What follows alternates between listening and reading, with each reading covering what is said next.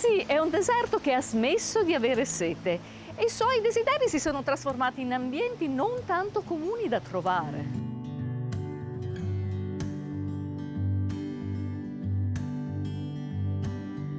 Ognuno modella le dune del proprio deserto, ma i più felici sono quelli che vi creano le oasi.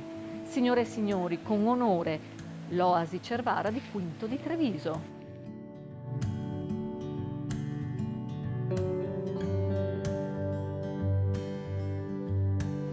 Ed eccomi all'Oasi Cervara con il sindaco di Quinto di Treviso, Stefania Sartori. Buongiorno sindaco. Buongiorno Ida, ben arrivata. Grazie. Che grande orgoglio e che grande onore essere qui all'Oasi Cervara.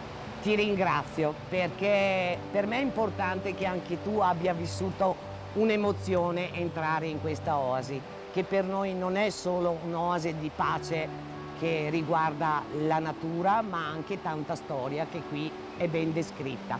Ma raccontiamo al nostro pubblico cos'è e come è nata l'Oasi Cervara. L'Oasi Cervara è nata parecchi anni fa, dalla volontà di molti volontari che si sono messi a ripulire questo sito e poi, insieme anche alle istituzioni, hanno fatto sì che questo diventasse un sito meraviglioso.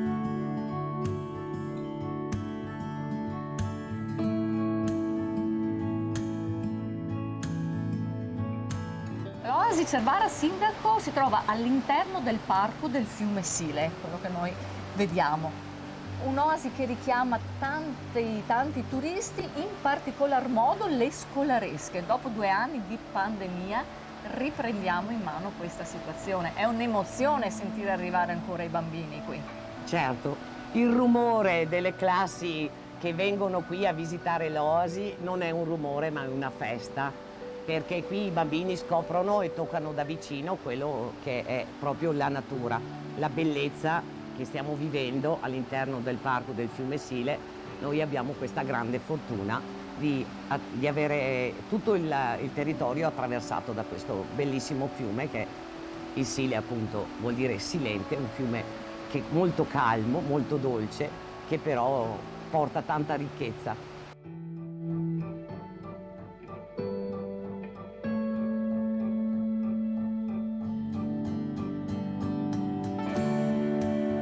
Buongiorno Francesco, buongiorno. Buongiorno a te.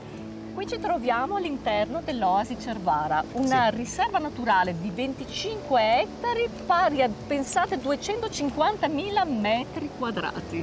Vero Francesco? Sì.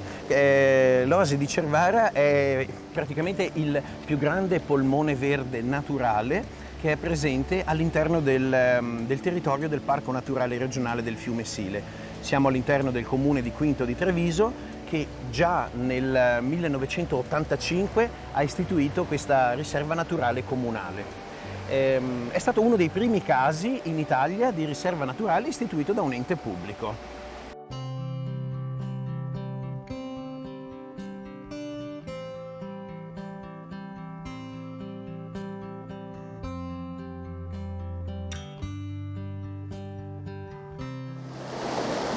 Francesco, partiamo da qui, facciamo vedere ai nostri telespettatori cosa possono trovare. Questa era un'antica peschiera, vero? Sì, l'Oasi di Cervara è anche custode di un patrimonio storico di questo territorio e quella che puoi vedere qua davanti a noi è la ricostruzione di un'antica peschiera fluviale che veniva utilizzata per la cattura della specie più ambita tra i pesci del fiume, ovvero l'anguilla del Sile.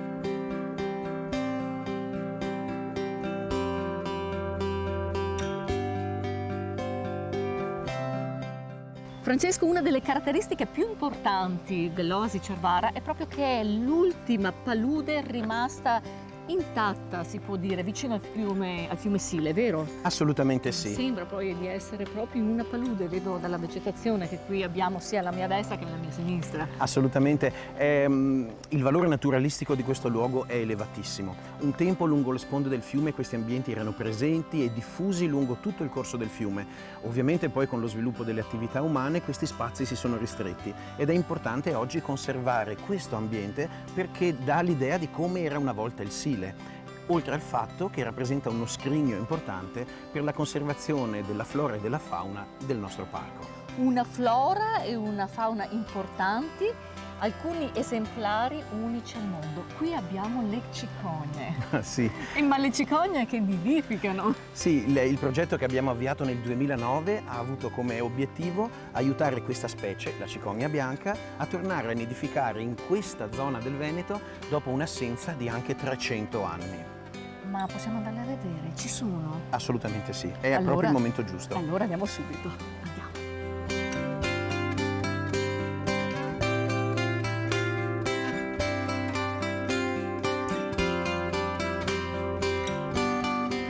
Oggi abbiamo la straordinaria opportunità di vedere le cicogne, ma parliamo piano, bisogna parlare piano, abbiamo rispetto di questi animali.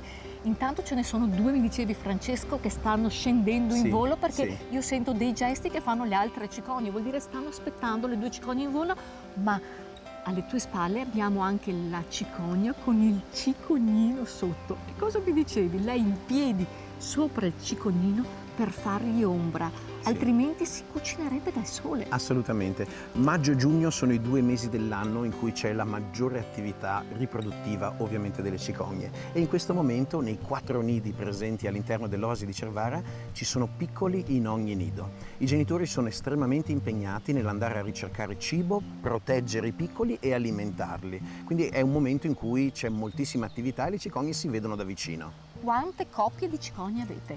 In questo momento ci sono 4 nidi attivi e ogni anno però questo numero può cambiare. Possono arrivare cicogne dall'esterno, unirsi a questa colonia, l'anno dopo ripartire, certamente. E quanti piccoli nascono ogni anno? La cicogna depone da 2 a 6 uova nel nido, di solito riescono a crescere un paio di giovani, 2-3 giovani all'anno, non di più.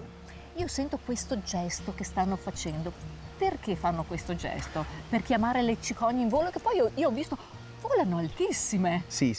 Il suono che hai sentito è il suono tipico della cicogna, che in realtà è un uccello muto, non è in grado di parlare e compensa questo leggero handicap con il battito del becco. È un po' come se noi sbattessimo i denti anziché parlare. Noi le possiamo vedere da qui, vero? Sì, ma non ci avviciniamo di più perché non sono così abituate all'uomo ed è giusto che siano così, che restino il più possibile selvatiche. E allora noi portiamo queste spettacolari immagini al nostro pubblico a casa.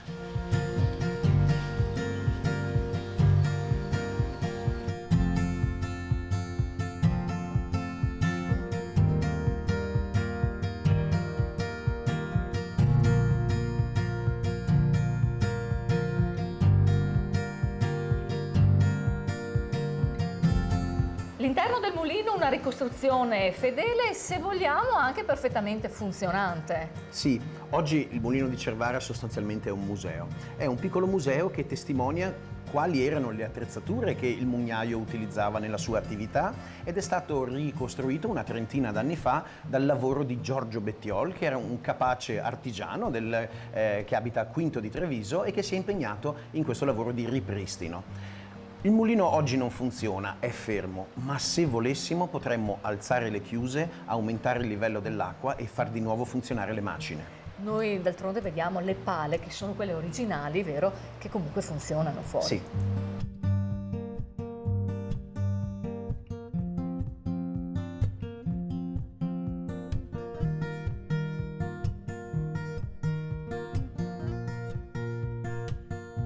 Francesco, il secondo progetto avviato da parte dell'Oasi, dopo quello delle cicogne, è quello che riguarda i rapaci notturni. Sì, nel 2012 abbiamo avviato questa iniziativa che si chiama La Selva dei Gufi e che ha come obiettivo permettere l'incontro tra il visitatore che non conosce gli animali con questa meraviglia che sono i rapaci notturni.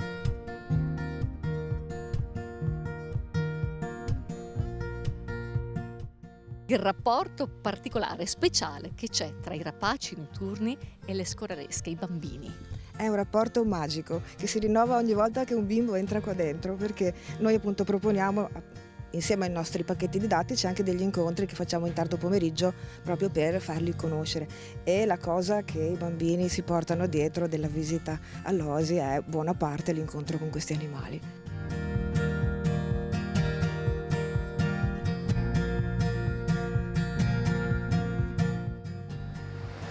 Cristina, buongiorno. Buongiorno. L'importanza di questo parco naturalistico per il turismo a 360 gradi. Alle nostre spalle vediamo le scuraresche, ma anche i turisti che arrivano il fine settimana. L'Oasi Cervara per il turismo è essenziale.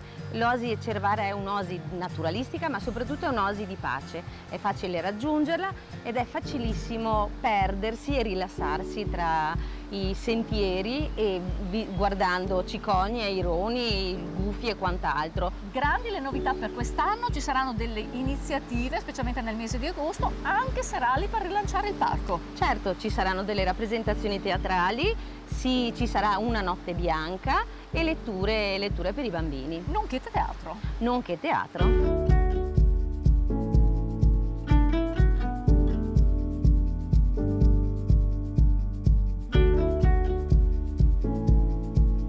Si dice, se trovi un'oasi nel deserto della tua vita, restaci. Non continuare il tuo cammino. Non è detto che ne troverai un'altra. Grazie, gentili telespettatori, di essere stati in nostra compagnia. Vi do appuntamento alla prossima puntata di Itinerari Turistici e vi ricordo, se avete piacere rivedere le nostre puntate, potete farlo sul nostro sito www.medianordest.it nella sezione Produzioni. Grazie, buona serata e alla prossima puntata.